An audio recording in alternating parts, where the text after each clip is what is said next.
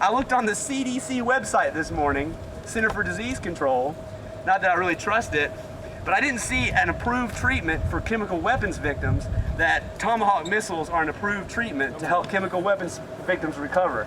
That is not how, we're not helping any children by bombing more children. Right. So all I'm saying is, what we're out here to say is to urge President Obama, no military action in Syria. We're putting our foot down now. I pray to God that America will hear this before it is too late, because today we are fighting a war. I'm really out here today, first as a citizen, but also second, I'm a poli-sci professor over at Vol State. And I feel like I really couldn't be taken legitimately in the classroom if I didn't actually make my presence felt and practice sort of what I preach. So that's kind of why I'm here today. And just my conscience tells me this is wrong, what's happening. I think that just now people, at least people our age and in our friend group, you know, that are like they live in comfortable homes in Williamson County, so they're not really affected by, you know, things out in the world or whatever. I think that it's starting to actually like get talked about. The popular opinion is that if we have a Democrat in office, we're going to be out of the wars. But is that really true? We're still in Iraq. The war is still going on in Iraq. And your average person doesn't even know that. The average person doesn't know that there are over 120,000 military contractors still there. We have $1 billion embassy that really is a base there, that the way that the people there see it, especially the people who don't want us occupying their countries anymore. We have 40 to 60,000 troops still there that they've renamed a support brigade. You know, they've renamed them, but they're still troops. They still are being killed there. So there are still wars in Afghanistan and Iraq.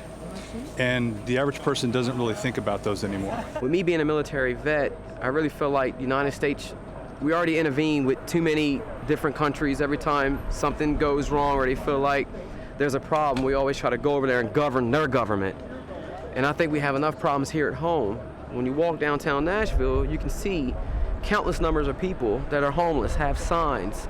You know, they don't even know when they're going to get their next meal. I think we should concentrate more as a country and start worrying about the problems that we have here, more at home, than dealing with countries and their problems. We have enough problems here. I'm advocating that we no longer stand divided into Tea Party and Occupy and Democrats and Republicans and conservatives and liberals and blacks and whites and rich and poor and all the other collective demographics we allow to divide us.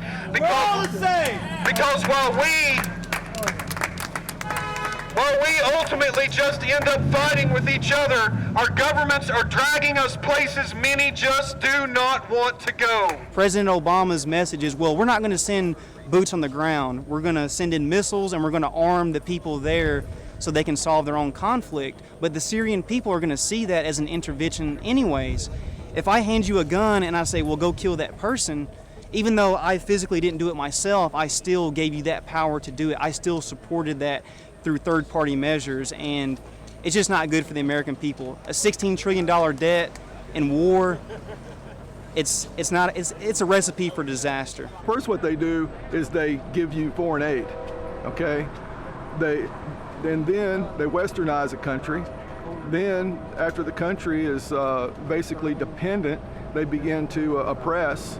Then, as everybody begins to wake up, they have to villainize and call you a terrorist. And then when you don't fight back, they throw a false flag on you. Then that's justification to invade. Then they occupy. The United States should take military action against Syrian regime targets. We're talking about a country that gasses its citizens, gasses its children, women, innocent victims. We're talking about a country that leads to death. They kill their citizens, they kill their children. Of course, we're talking about the United States of America.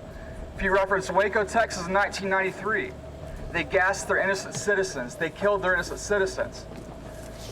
So we're here to protest the intervention. What we heard just now on the megaphone was a live feed of President Obama banging the war drum. It endangers our friends and our partners along Syria's borders, including Israel, Jordan, Turkey, Lebanon, and Iraq.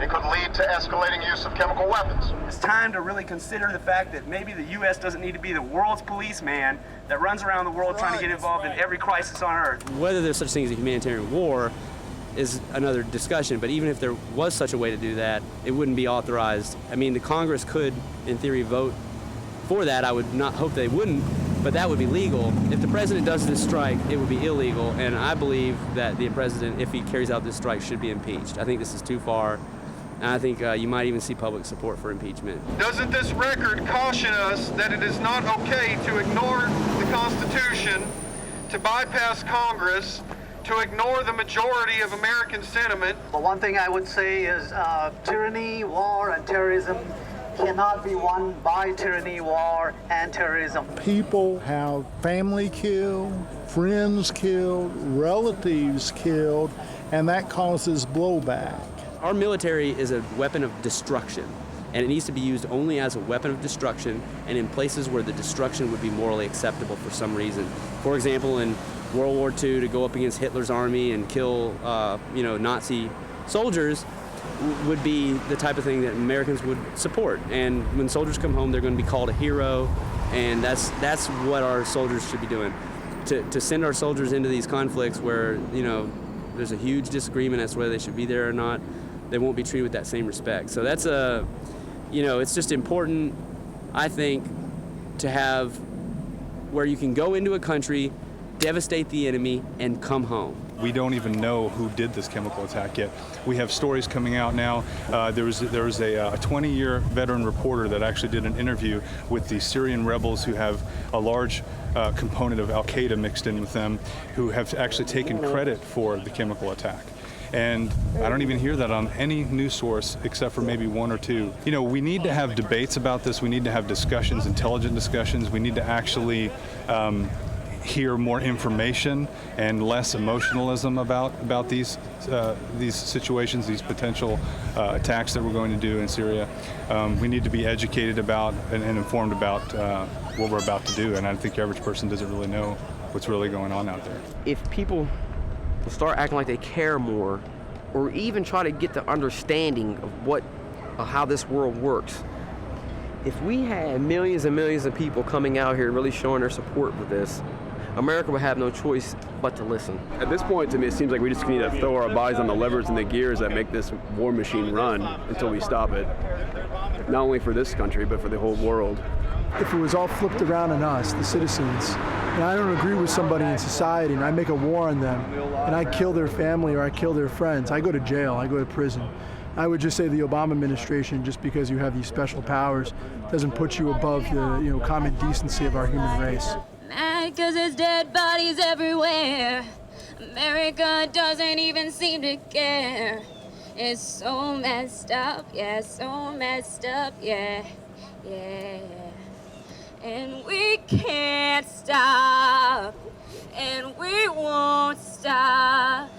Can't you see it's we who own the right to a peaceful way of life, and we can't stop. And we won't stop until the world can see the light.